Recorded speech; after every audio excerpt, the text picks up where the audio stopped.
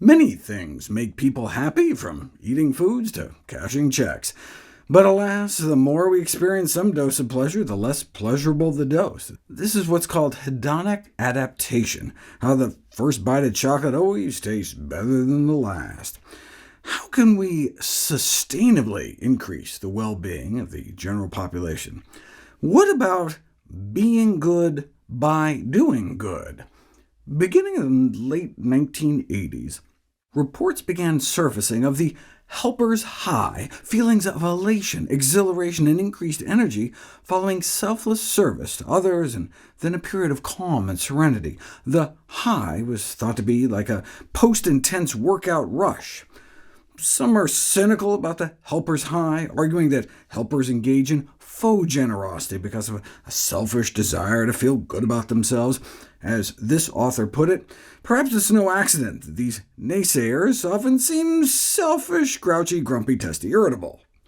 They deny themselves the positive emotional benefits that flow from helping others, and therefore miss out on the happiness and exhilaration that are part of the helper's high. Pro-social behavior, engaging in actions that benefit others, is considered a bedrock of society. Whether communities thrive hinges on the willingness of their members to cooperate with one another and help those in need. The central role of pro-social behavior is supported by research showing that infants as young as 3 months of age pay attention to the pro-social and anti-social actions of others, and strongly prefer pro-social people. There's also evidence that giving leads to happiness in young children. By age 2, toddlers are happier giving away treats to others than receiving treats themselves. And if it's their own treat they're giving away, they become even happier. And as we mature, spending money on others appears to promote happiness, whereas spending on ourselves may not.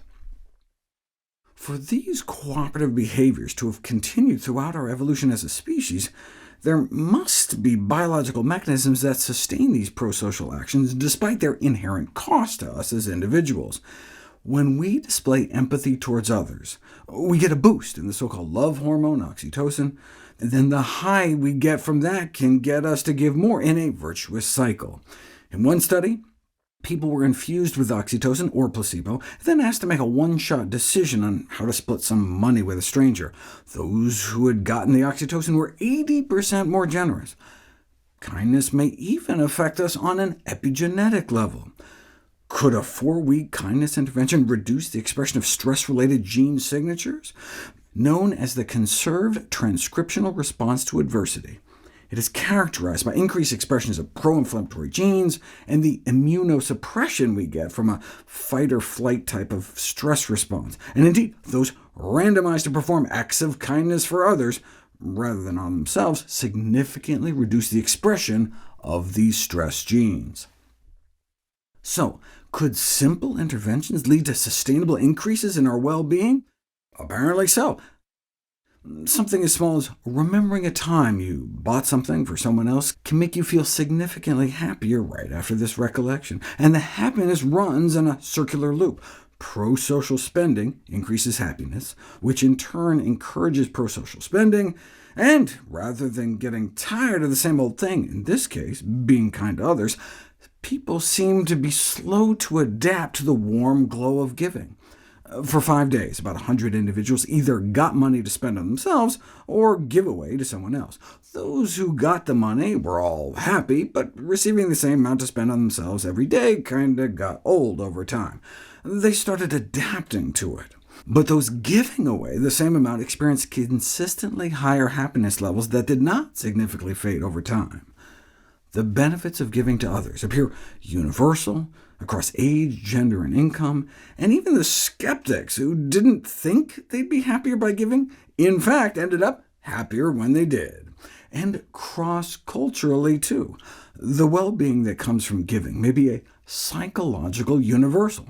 Based on survey data from 136 countries, giving is associated with greater happiness around the world, suggesting that the reward experienced from helping others may be deeply ingrained in our human nature. And the benefits may even extend beyond happiness. Conventional wisdom suggests that self-care or treating oneself is the best way to reduce stress and promote physical health, but evidence seems to show that outwardly focusing our efforts, pro-social behavior rather than being self-focused, may make us healthiest. For example, older adults who gave the gift of their time by volunteering at 2 or more organizations had up to 5 times lower mortality rates than those who volunteered minimally or not at all. That's a massive difference. And the significantly lower risk of premature death was found even after controlling for confounding factors like physical functioning, religious affiliation, or social support. So instead of just hoping we stumble onto happiness, why not run right towards it with open arms and do some good for the world and ourselves?